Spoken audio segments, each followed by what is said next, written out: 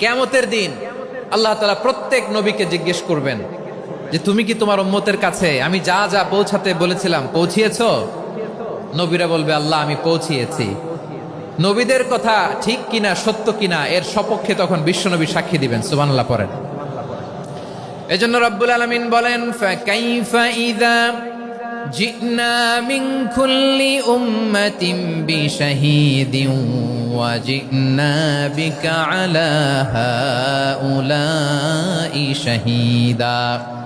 তখন কেমন হবে যখন প্রতিটি উম্মত থেকে আমি একজনকে সাক্ষ্য হিসেবে বের করে আনবো, আর তাদের উপরে নবী আমি আপনাকে সাক্ষ্য বানাবো। পড়েন সুবহানাল্লাহ। তাহলে সব উম্মতের ব্যাপারে সেই উম্মতের নবীরা সাক্ষ্য দিবে, আর ওই নবীদের উপরে আমাদের নবী বিশ্বনবী সাক্ষ্য দিবেন। সুবহানাল্লাহ পড়েন। এজন্য বিশ্বনবী হচ্ছেন শাহিদ। শাহিদের আরেকটা ব্যাখ্যা হচ্ছে বিশ্বনবী সাল্লাল্লাহু আলাইহি ওয়াসাল্লাম আমাদের সাক্ষীর উপরে তিনি সাক্ষী দিবেন। তিনি নবীদেরও সাক্ষী, আবার আমাদের উপর উম্মতের উপরও সাক্ষী। সুবহানাল্লাহ পড়েন। রব্বুল আলামিন বলেন وَكَذَلِكَ جَعَلْنَاكُمْ أُمَّةً وَسَطًا لِتَكُونُوا شُهَدَاءَ عَلَى النَّاسِ وَيَكُونَ الرَّسُولُ عَلَيْكُمْ شَهِيدًا।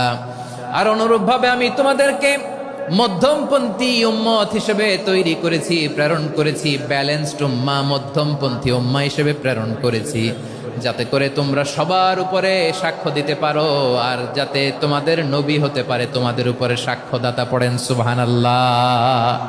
আমরা হচ্ছি ব্যালেন্সড উম্মাহ, আমরা সবার ব্যাপারে সাক্ষ্য দিব, আর আমাদের উপর সাক্ষ্য দিবে স্বয়ং বিশ্বনবী। সুবহানাল্লাহ পড়েন। তাহলে আমাদের নবী নবীদের উপরও সাক্ষী, আমাদের উপরও সাক্ষী।